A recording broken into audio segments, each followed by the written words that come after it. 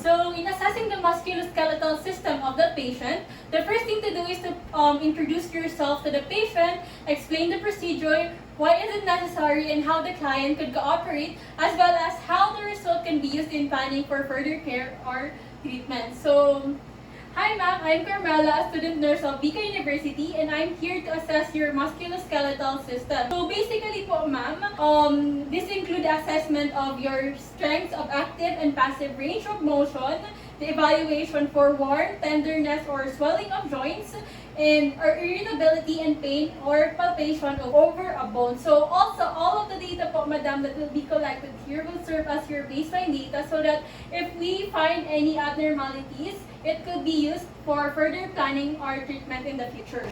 So after it, provide the client with some privacy by closing the windows or curtains. Then next is to wash your hands properly by observing the appropriate infection control procedures. Then put on the gloves to avoid the spread of any microorganisms.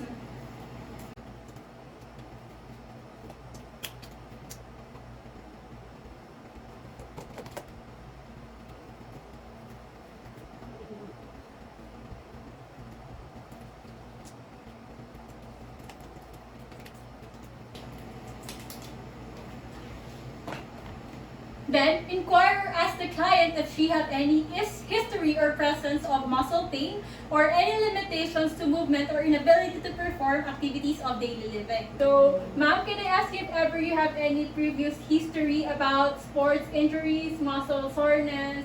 No. How about arthritis po, ma'am? No. Okay. So, we'll start with the assessment in a head-to-toe fashion. First thing to do is to inspect the size of the muscles. So, we're going to inspect the size of the muscles in the feet. Yes. Okay.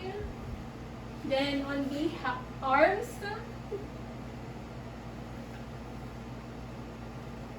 Okay, so the muscles are symmetrical on both sides of the body. The next is to inspect the muscle and the tendons of the patient if there are presence of any contractures. So, inspect again the legs. Okay, there are no contractures present on the legs of the patients. After it, inspect the muscles for fasciculation or tremors. You can let the patient hold the arms out in front of the body and inspect for any tremors from the client's arms and hands. So, can you extend your arms po, ma'am? How about here? Okay. So, no fasciculation or tremors observed. Then, we'll proceed in palpating the muscles at rest to determine the muscle tonicity.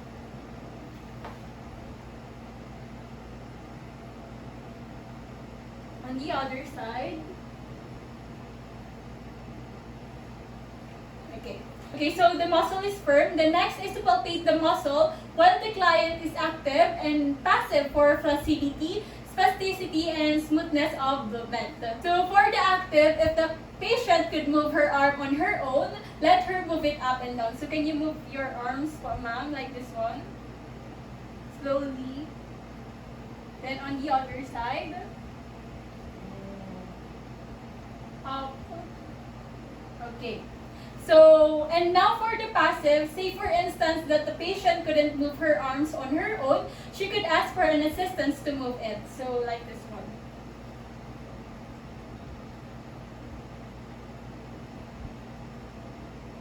Okay.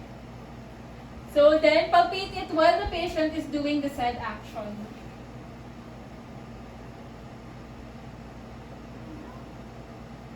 So, the movements of the arms of the patient is smooth and coordinated. So next is to test the muscle strength by comparing the right leg to the left leg.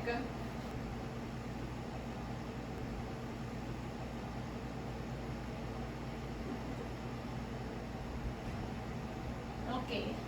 So same with both arms. Do it again.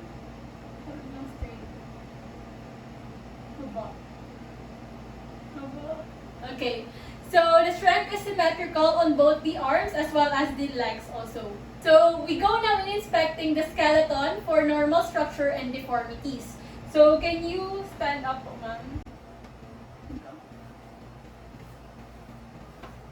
Okay. Okay, then part here of the patient.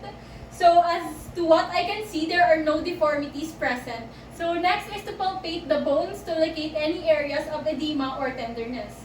So palpate the bones.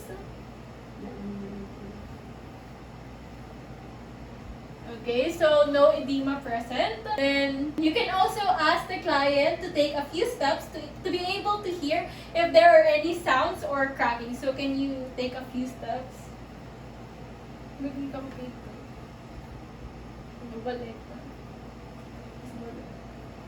Okay. Okay, so no tenderness or swelling was observed. Then we go now inspecting the joint of the patient. Inspect for any swelling. Then palpate each of the joint for tenderness, smoothness of movements, crepitation, and presence of nodules. Then inspect the joints.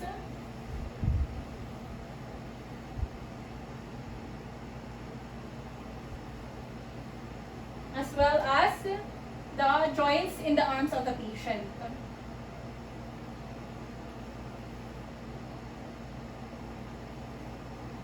Okay, so next is to assess the joint range of motion of the client. So you can ask the client to move the selected body parts, for example, the legs and the arms, and let her flex and extend it. So the amount of joint movement can be measured by a goniometer, which is a device that measures the angle of the joint in degrees. So since we don't have any goniometer here, we will just assume that we have one. So the normal result vary depending on the genetic makeup or the degree of physical activity of a certain client.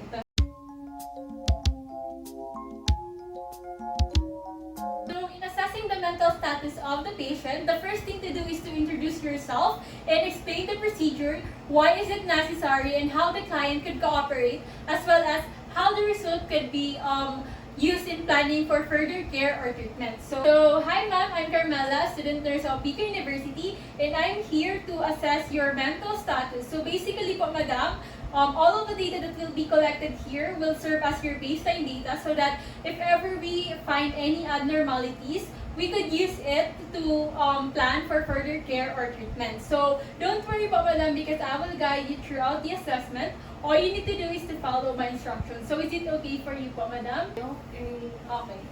So after it, provide the client with some privacy by closing the windows or curtains. Next is to wash your hands properly by observing the appropriate infection control procedures. Then put the gloves to avoid the spread or transfer of any microorganisms.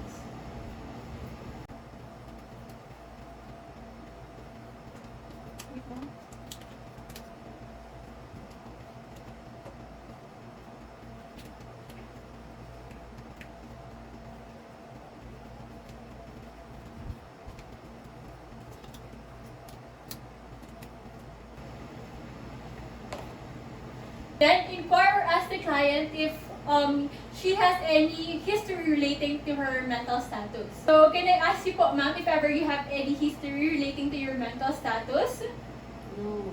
How about fainting po madam, sudden loss of consciousness, amnesia? Okay, so no mood swings po madam? No. Okay. So how are you po madam? Kanina, laban, nagluto. Pagpakain ng mga anak.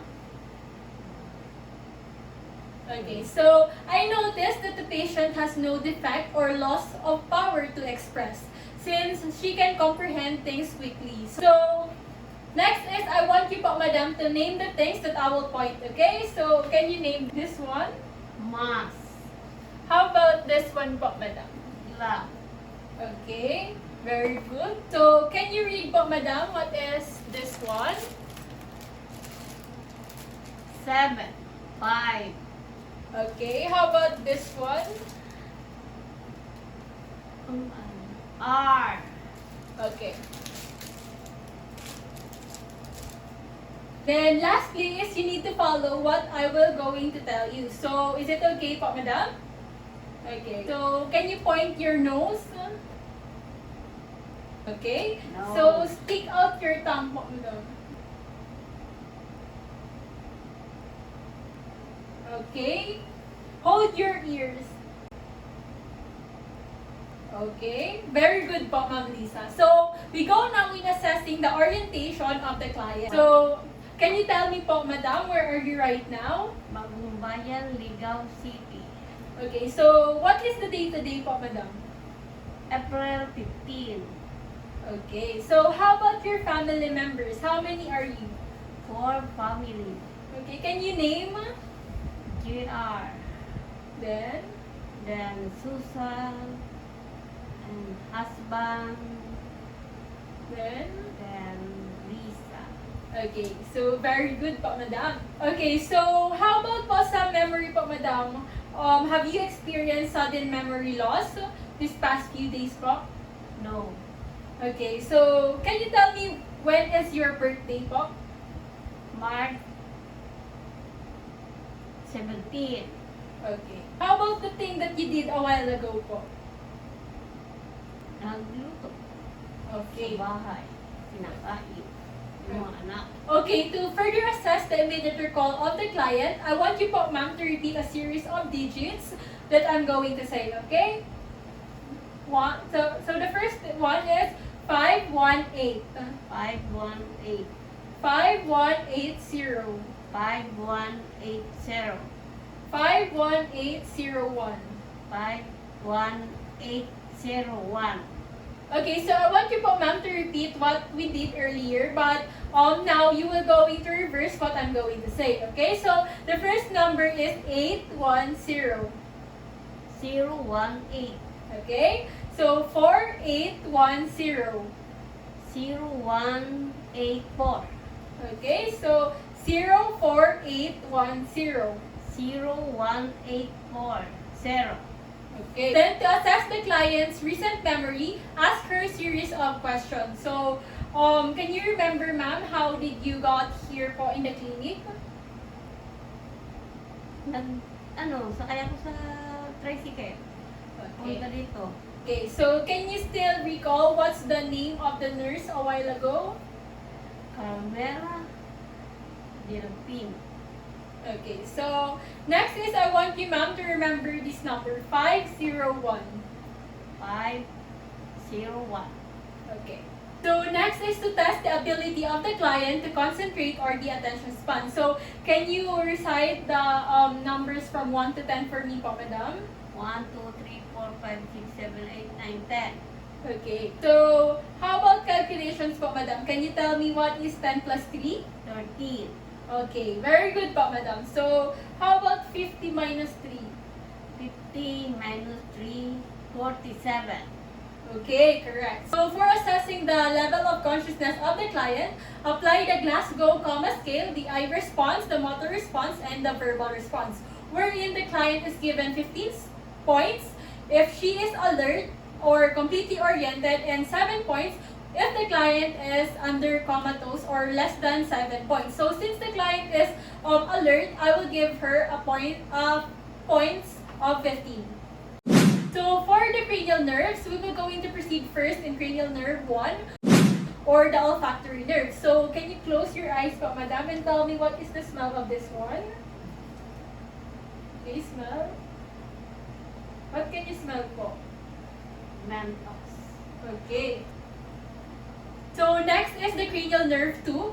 So I will be going to put myself in front of the client and then cover our left eye, as well as the left eye of the patient, and tell me how many fingers can she see. Okay?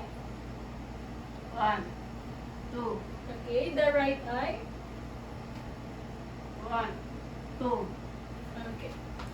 Okay, so for the cranial nerve 3, 4, and 6, we're going to check the eye movement of the patient if there is an involuntary movement or any nystagmus in the 6 cardinal fields or gaze of the patient. So, I want you, ma'am, to just look at this, okay, straight. 1, 2, 3.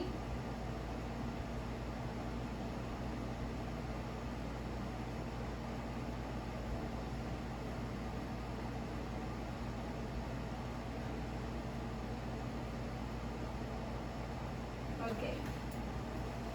Okay, so after it, we're going to test how reactive the pupils of the patient to the light. So I'm going to dim the light, and can you stare at the object in front of you po, madam? Stare at that object in front of you, madam, and as I shine a light through your eyes, okay? 1, 2, 3, go. Okay, it constricted. On the other side. Okay, it constricted as well. Next is the accommodation, wherein the patient need to follow again the pen light without moving her head, okay? So, can you, Look at here po. okay, and then follow this.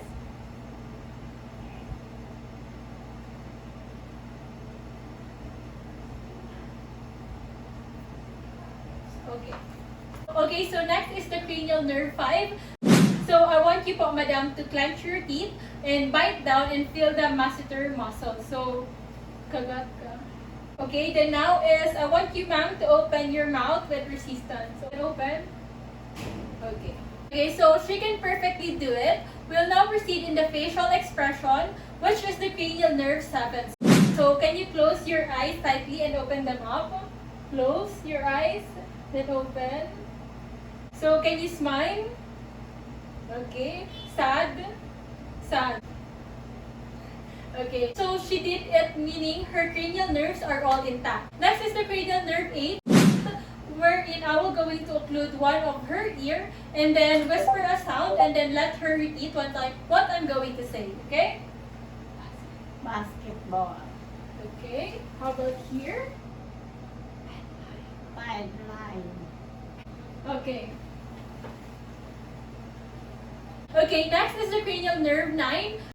So I want you, ma'am, to say and by testing the gag reflex. So just imagine that I'm poking back the patient. Okay, so can you open your mouth? Say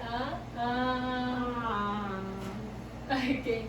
So for the cranial number 10, it is intact because the patient can talk without hoarseness of the voice. So next is the cranial nerve 11. So I want you po, ma'am, to move your head side to side, side to side, side. Then up and down, up. Okay. So she did all of that with ease, which means that it's intact. So for the cranial nerve 12, I want you po, ma'am, to stick out your tongue and then move it side to side. Stick out your tongue. Tongue. What's the tongue? Then side to side. Okay. So very good po, ma'am. So we go now with the reflexes using a percussion hammer. For example, this is a percussion hammer. Then compare one side of the body with the other to evaluate the symmetry of response. So basically, let's just imagine that this is a percussion hammer. Then we're going to start with the arms of the patient. So for the triceps reflex, we're going to flex the patient's arm.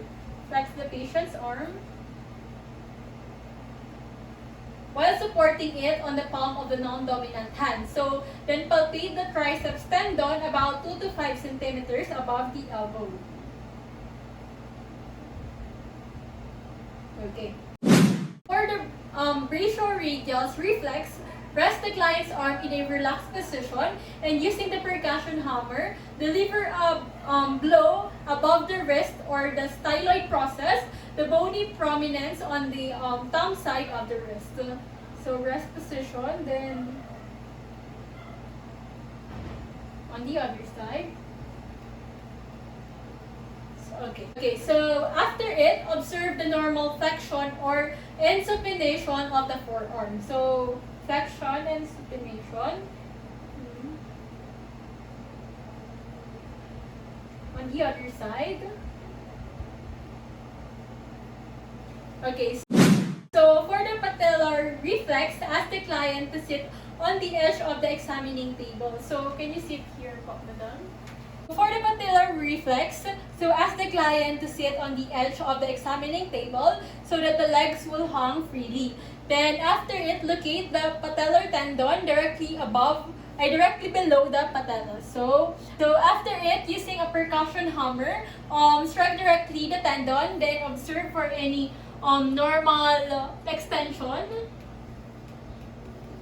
Okay, so the next is the patellar reflex, wherein she will do She will dorsiflex her ankle, and then I will support it with my hand, then lightly strike it with my percussion hammer in my hand. Okay, dorsiflex. On the other side. Okay. So after it, then I will observe or feel normal plantar flexion of the feet. Next is to discard the gloves properly on the trash bag. Okay, so that's all for today po, ma'am. Thank you so much po for cooperating.